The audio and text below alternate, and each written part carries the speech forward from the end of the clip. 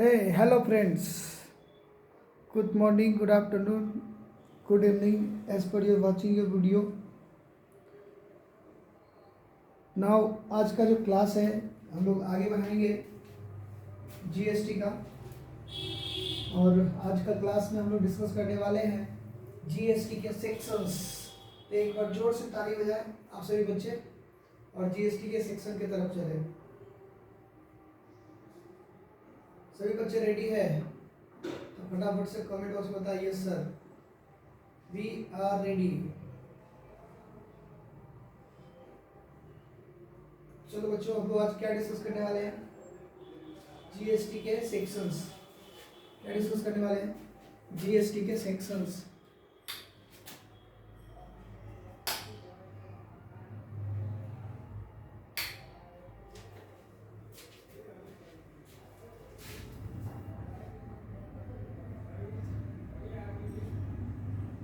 Sorry for disturbance, है ना बच्चों। चलिए तो स्टार्ट क्या करेंगे, सेक्शंस।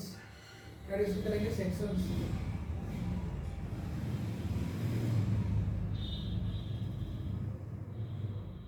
और उसके कंटेंट, किस सेक्शंस में किस चीज़ को पढ़ाया जाएगा उसके बारे में डिस्कस करेंगे। तो जो सबसे पहला सेक्शन हम लोग डिस्कस करने वाले हैं वो है सेक्शन 7।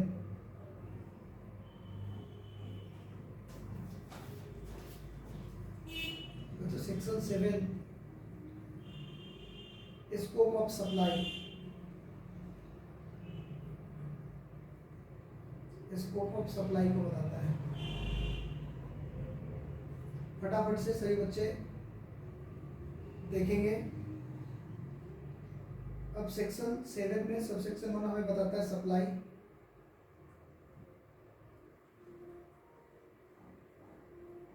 उसके बाद सप्लाई किसको बोला गया, सबसेक्शन 1 हमें बताएगा, क्लॉज ए बताएगा कंसीडरेशन प्लस बिजनेस एक्टिविटी।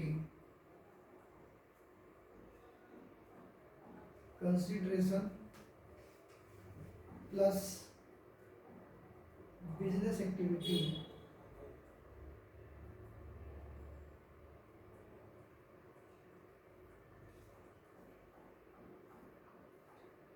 तो उसका क्लॉज बी को हम लोग छोड़ेंगे, क्लॉज सी में चलेंगे जो हमें बताएगा certain activity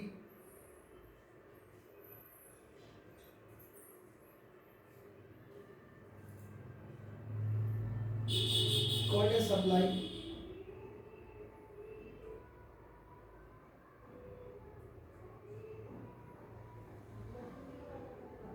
even if without consideration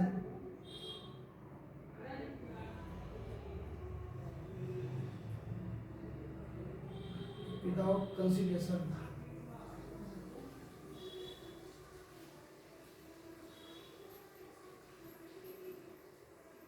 अच्छा ये बात तो तय है कि आपको अभी और लग रहा होगा कि क्या स्टडी कर रहा है, लेकिन आपको 2-4 क्लास में देना पड़ेगा। आपको ज़बरदस्ती ये सभी क्लासेस देखने पड़ेंगे। कारण क्या है कि एक तो लॉ आपके लिए नया है, उसमें से जीएसटी लॉ नया है और नए चीज़ को समझने में थोड़ा सा वक्त देना पड़ेगा। उसका सबसे आसान सब्जेक्ट आपको जीएसटी ही लगने वाला है, ये मेरा गारंटी है आप लोगों से। तो बस क्लास को देखते रहें।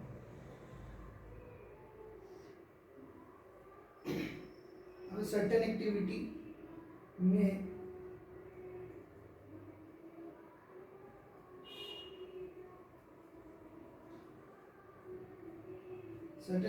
में गुड्स किसको बोलते हैं वो देखेंगे और सर्विस किसको बोलते हैं इसको लिया गया है, उसको बताया जाएगा। ठीक है बच्चों, एज पर शेड्यूल 2 के बेसिस पे, एज पर शेड्यूल 2। फिर सब सेक्शन 2 देखेंगे।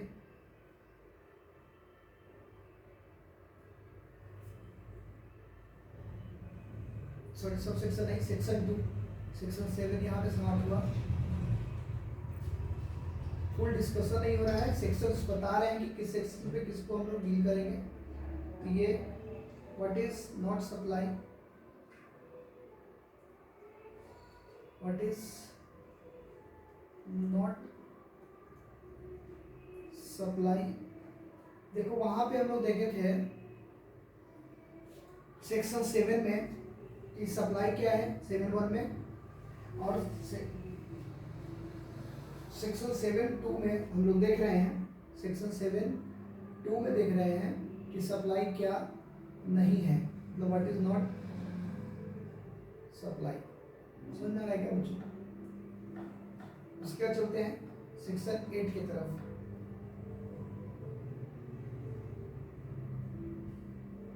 सेक्शन 8 गजब का सेक्शन है जो हमें समझाता है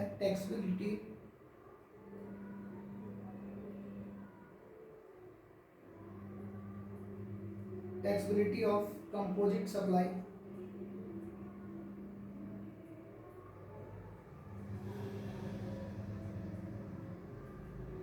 एंड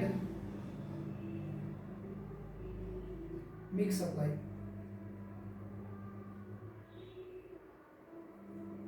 मिक्स्ड सप्लाई। सेक्शन 8 के बाद बच्चों डिस्कस करेंगे क्या होता है कंपोजिट सप्लाई, क्या होता है मिक्स सप्लाई। अब आप लोग को इंटरेस्ट जग रहा होगा कि अब ये सब चीज़ भी समझना जरूरी है कि सप्लाई मतलब सेल, लेकिन कंपोजिट सप्लाई क्या होता है, मिक्स सप्लाई क्या होता है, सब डिस्कस करेंगे सेक्शन 8 में। फिलहाल सेक्शंस को डिस्कस कर लेते हैं कि सेक्शंस में क्या डिस्कस होने वाले हैं। सेक्शन 9 में बताएगा Levi and collection, Levi and collection, ठीक है ना।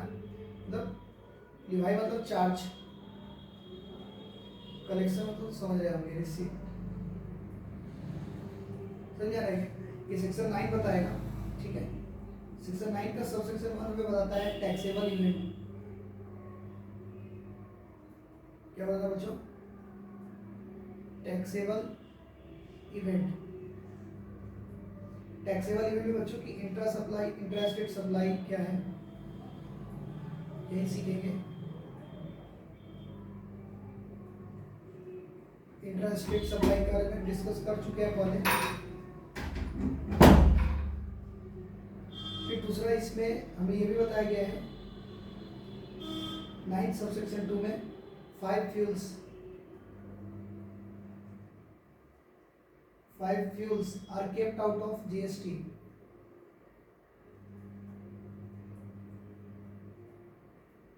Kept out of GST temporarily.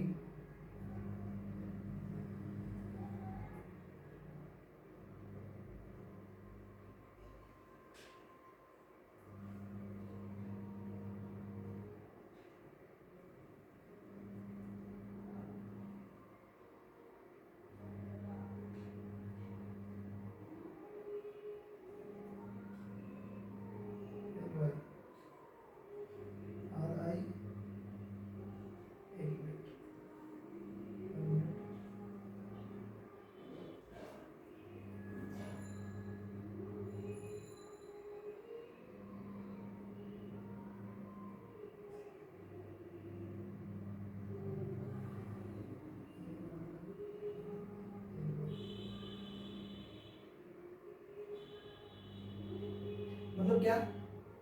इसका मतलब बच्चों ये हुआ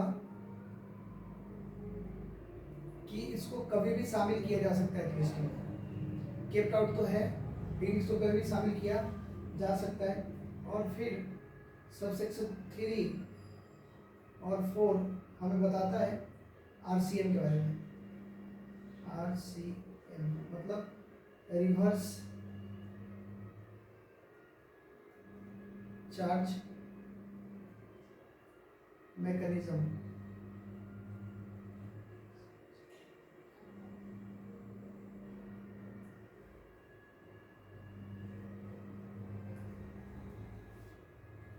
इस बार नया है, उसको चलाने पेन चलाने में फिर भी कोई बात नहीं है, हम आपको हैंडल कर लेंगे।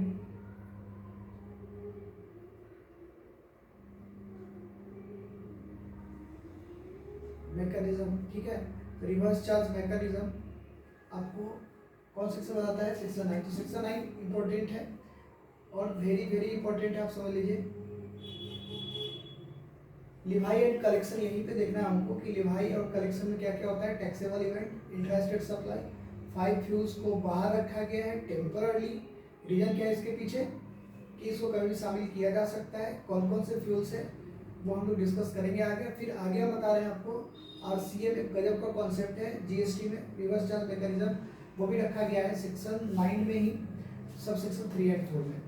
तो आप चारों सेक्शन को बताइए एक साथ। Taxable event sub section 1, 2, 5 fuels kept out GST, और उसके बाद आरसीएम 3 एंड 4, ठीक है। उसके बाद नंबर 5 में बताता है liability of e commerce operator. तो सेक्शन 9 में ही एक और सब सेक्शन है,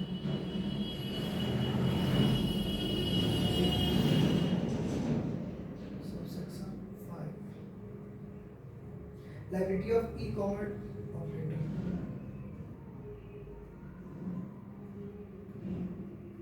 लायबिलिटीज ऑफ ई कॉमर्स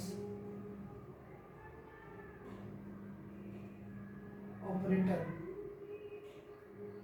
और ये तो अब जरूरत हो गया है, डिजिटल दुनिया है तो उसमें जो है क्या क्या किया जाएगा, सब कुछ डिजिटली बिजनेस किया रहा है, तो उस पर जीएसटी कैसे गवर्नमेंट कलेक्ट करेगी वो यहाँ पे डिस्कस किया जाएगा, ठीक है ना। तो यहाँ पे हम क्या डिस्कस करेंगे, liability of e commerce operator to pay GST, है ना। 9 यहाँ पे कंप्लीट होता है बच्चों। उसके बाद चलते हैं हम लोग सेक्शन नंबर किधर, 10 की तरफ। अगेन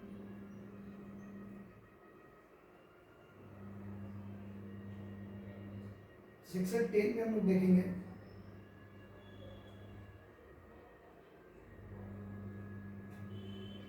सेक्शन 10 हमें बताता है कंपोजिशन लिवाई, ये भी गजब कॉन्सेप्ट है। कंपोजिशन लिवाई मतलब ये एक तरीके से आपको एक और मतलब दूसरा तरीका हो गया जीएसटी पे करने का। एक चलो डिस्कस करेंगे फिर समझ में आएगा। फिलहाल आप समझो सेक्शन 10 भी आपको वेरी वेरी इंपॉर्टेंट है, ठीक है। तो कंपोजिशन लिवाई सेक्शन 10 बताता है। एक होता है नॉर्मल स्कीम, एक होता है कंपोजिशन स्कीम, फिर से बताते हैं, एक होता है नॉर्मल स्कीम, दूसरा होता है कंपोजिशन स्कीम। तो यहाँ पे कंपोजिशन स्कीम का डिस्कशन कितना सेक्शन नंबर 10 में किया गया है। Section number 11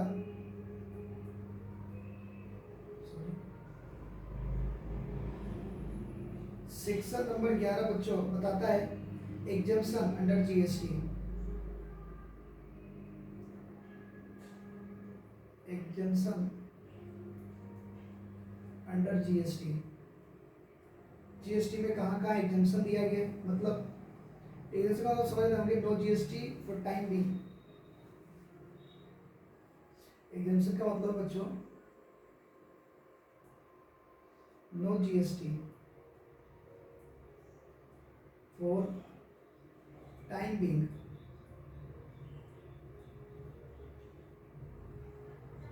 on certain goods and supply।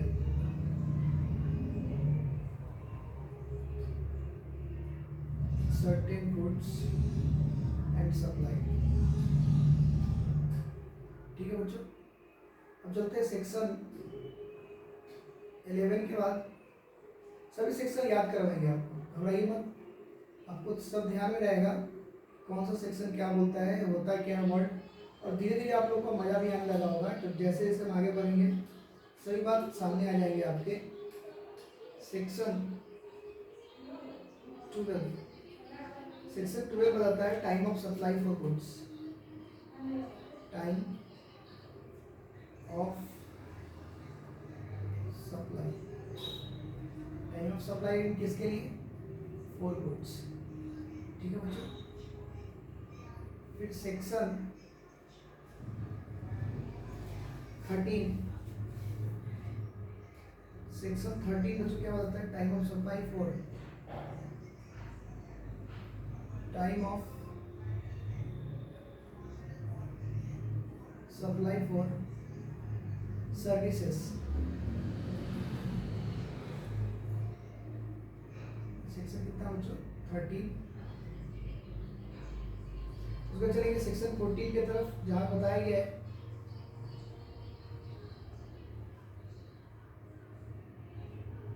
Section 14 की तरफ चलेंगे, क्या बताया, time of supply of goods and services when there is change in rate of GST, time of supply of goods as well as services, ठीक है बच्चों, when there is change, when there is change in rate of GST, in rate of GST, बहुत ध्यान से section 14 भी time से ही related है, जो सबको बाइफरकेशन करके बताएंगे जिससे कि आपका सेक्शन आसानी से याद हो जाए। सेक्शन 14 के बाद हम लोग चलेंगे सेक्शन 15 की तरफ, वैल्यू ऑफ सप्लाई। यहाँ पे अब वैल्यू शुरू हो गया, वैल्यू ऑफ सप्लाई, ठीक है। उसका हम लोग देखेंगे बच्चों वैल्यू ऑफ सप्लाई। उसके बाद देखेंगे section 16 input tax credit, input fits, input tax credit,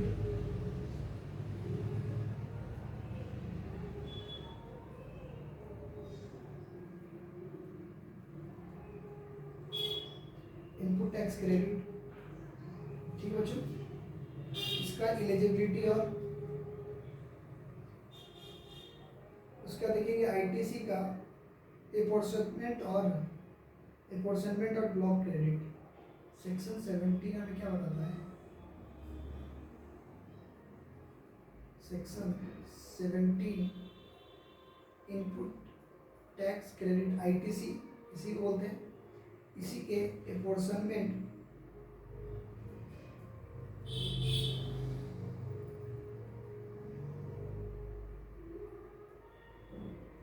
and block credit के बारे में डिस्कस होगा, ठीक है बच्चों। सेक्शन 17 के बाद सेक्शन 18 हमें बताता है स्पेशल सर्कमस्टांसेस आईटीसी इन स्पेशल सर्कमस्टांसेस, ठीक है बच्चों। उसके बाद 90 बताता है ITC in case of job work. ITC का ही पूरा जीएसटी है बच्चों, तो आईटीसी का सेक्शन ज़्यादा रहेगा। Section 19 ITC in case of job work, in case of job work, job means contract, job means contract. उसके बाद बच्चों ITC in case of input service distributor.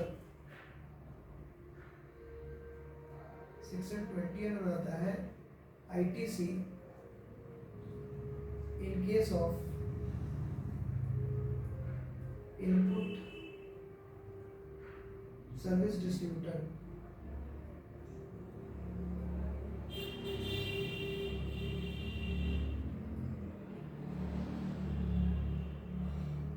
तो 20 सेक्शन तक हो गया, इसके आगे भी चलते हैं, जो भी सेक्शन है उसको देख लेते हैं। उसके बाद हम लोग चलेंगे कि आगे सभी सेक्शन को स्टडी करना ही करना है अपन को, बिना पढ़े तो होगा नहीं और सारा चीज पढ़ना जरूरी है। तो एक बार अगर सेक्शंस देख लेंगे ना तो हम लोग देख लेंगे कि जीएसटी का क्या औकात है, कितना हम लोग को पढ़ना है, जीएसटी पे, वो बात समझ में आ जाएगा। ठीक है ना बच्चों, इसलिए सेक्शंस पहले डिस्कस कर लेते हैं।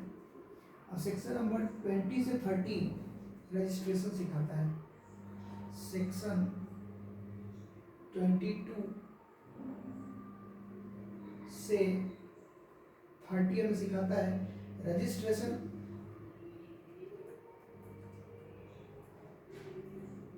Under GST.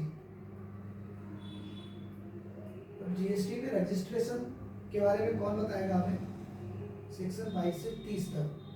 ठीक है ना, चलिए सेक्शन 22 देखते हैं। सेक्शन 22 में बताता है person liable for registration. Person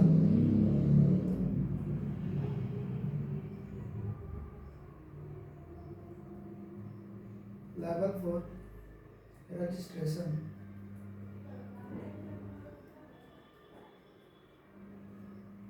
person liable for registration, ठीक है ना, under GST.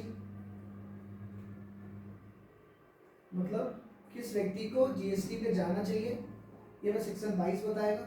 Section 23 person not liable for registration. देखो कितना अच्छे से लॉ को बनाया जाता है। पहले लायबल बताया, अब क्या बता रहा है? Person not liable for registration.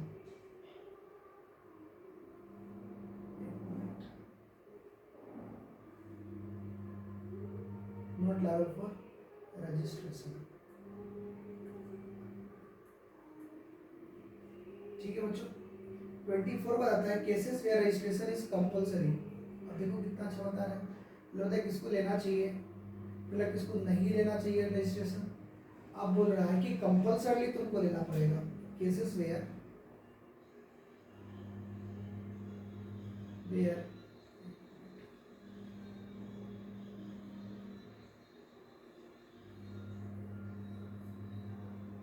cases where registration is compulsory.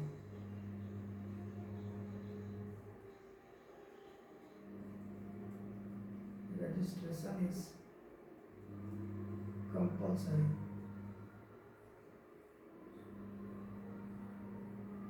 ये तो सेक्शन नंबर 24। चलेंगे सेक्शन 25 के तरफ, जहाँ बताएगा प्रोसीजर ऑफ रजिस्ट्रेशन।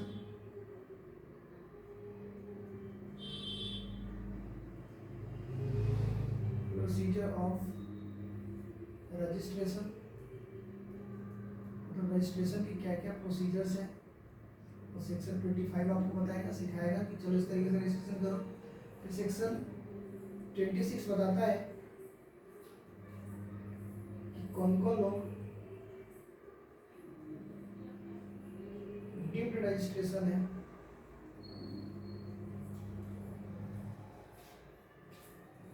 इनका रजिस्ट्रेशन हुआ हुआ पहले से ही माना जाएगा। ठीक है बच्चों, फिर सेक्शन 27 आता है special provision applicable for casual person. Section 27 बताएगा आपको स्पेशल प्रोविजन। सब डिस्कस होने वाला है, सारा डिस्कस करेंगे बच्चों। आपका सर आपको सब सिखा के जाएंगे, बस दिल थाम कर बैठिए और आसानी से समझाएंगे। स्पेशल प्रोविजन एप्लीकेबल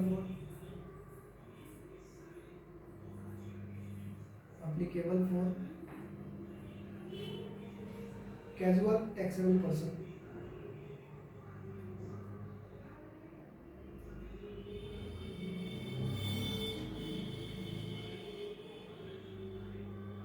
इसको शॉर्ट फॉर्म में सीटीपी भी बोलते हैं, कैजुअल टैक्स। अब ये कौन होता है कैजुअल टैक्सेबल पर्सन? सेक्शन 27 में पता लग जाएगा आपको क्या इनके अलग अलग नियम कानून होंगे, क्या स्पेशल प्रोविजंस होंगे। We will discuss later surely. अच्छा, उसके बाद 28 बताता है, सेक्शन 28 हमें बताता है अमेंडमेंट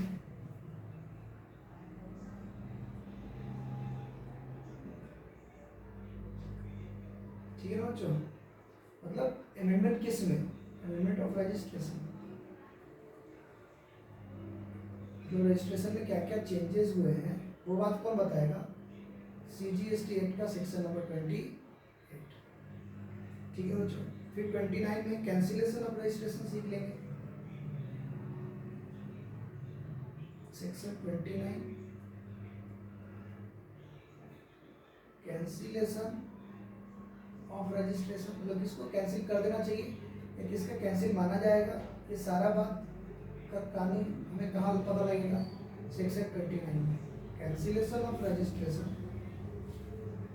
30 बताएगा रेवोकेशन, मुझे थोड़ा सा तो लॉ वकील आपको बनना पड़ेगा, उस वर्ड को तो सीखना ही पड़ेगा, नया नया लॉ का वर्ड मैं सिखाऊंगा आपको, चिंता करने की बात नहीं है। सेक्शन 30 में रेवोकेशन,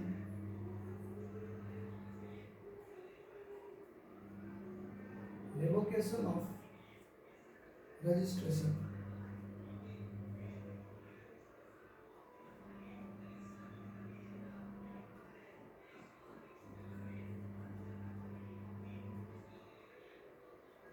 रेवोकेशन और क्या बच्चों, रजिस्ट्रेशन, है ना। मतलब रेवोकेशन का यहाँ पे मतलब हो गया वापस लेना, रजिस्ट्रेशन को क्या करना, रेवोकेट, तो वापस ले लेना, ठीक है बच्चों। Section 31 tax invoice and other document.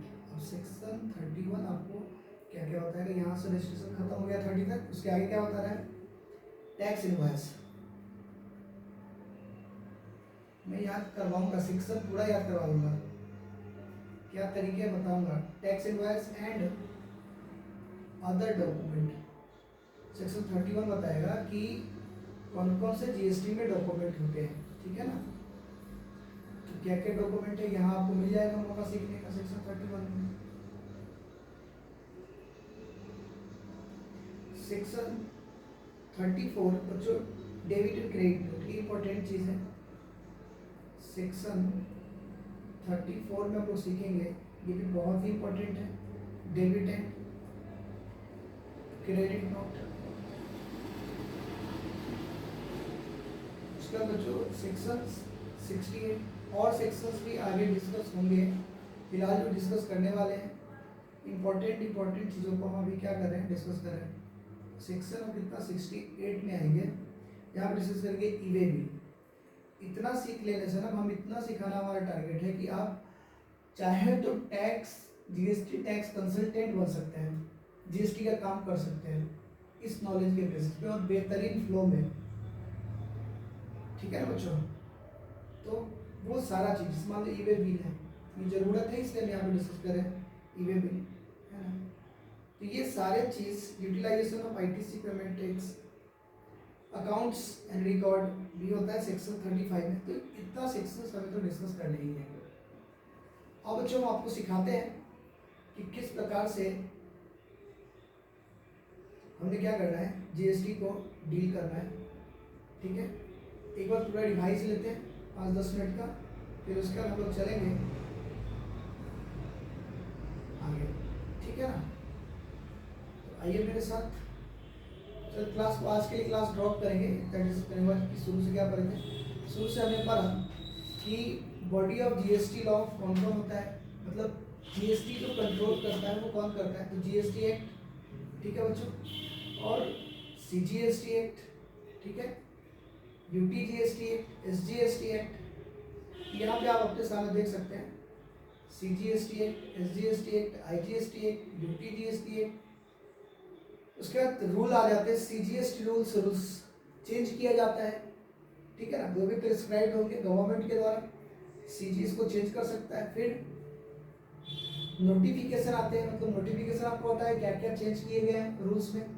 Circular आपको समझाता है किस लॉ को क्या माने, किस तरीके से लॉ को ट्रीट करें, है ना बच्चों। फिर उसके आगे आपको बताया गया डिसाइडेड केसेस, मतलब अगर कोई भी सुप्रीम कोर्ट, हाई कोर्ट ने कोई डिसीजन लिया है तो उसका ट्रेड नोटिस, ये सब क्या है, बॉडी है जो जीएसटी लॉ को चलाता है। फिर हमने आपको बताया कि जीएसटी होता क्या है, तो वहाँ पे डिस्कस किया गया था कि ये डेस्टिनेशन बेस्ड होता है। क्या बेस्ड होता है बच्चों, तो डेस्टिनेशन बेस्ड होता है। डेस्टिनेशन बेस्ड पर हमने एग्जांपल लिया था कि अगर कोई बिहार का कोई बंदा है ए नाम का, वो गुजरात से कोई गुड्स परचेज करके लाता है 1 लाख रुपए का, तो वो 18% के हिसाब से 18,000 रुपये का जीएसटी प्लस 1 लाख गुड्स का प्राइस देके 1,18,000 देके गुजरात में चला आता है। तो ये अमाउंट जो 18,000 जीएसटी का वो किसको मिलेगा? तो ये 18,000 रुपये दिए जाएंगे बिहार गवर्नमेंट को, क्योंकि जो 18,000 जीएसटी पे किया गया उसका कंजप्शन कहाँ हो रहा है? बिहार में हो रहा है। तो जहाँ भी इसीलिए इस टैक्स को जीएसटी डेस्टिनेशन बेस्ड या कंजप्शन बेस्ड बोला गया है कि जिस स्टेट पे कंजप्शन होगा उसी स्टेट के गवर्नमेंट को इस टैक्स का बेनिफिट मिलेगा। फिर इंट्रा स्टेट सप्लाई के बारे में बात किए थे, इंट्रा स्टेट सप्लाई और इंटर स्टेट सप्लाई की बात किए थे। तो इंट्रा स्टेट ट्रांजेक्शन जो था वो सेम स्टेट में होता है, जबकि inter state transaction other state में होता है। जब भी इंट्रा स्टेट ट्रांजेक्शन होगा तो सीजीएसटी और एसजीएसटी देना पड़ेगा, जबकि इंटर स्टेट ट्रांजेक्शन होगा तो आईजीएसटी पे करना पड़ेगा। किसी भी यूनियन टेरिटरी में अगर ट्रांजेक्शन हुआ होगा तो यूटी जीएसटी पे करना पड़ेगा। तो ये डिस्कशन बच्चों हम लोग किए थे कल। आज फिर हम लोग डिस्कस करने वाले हैं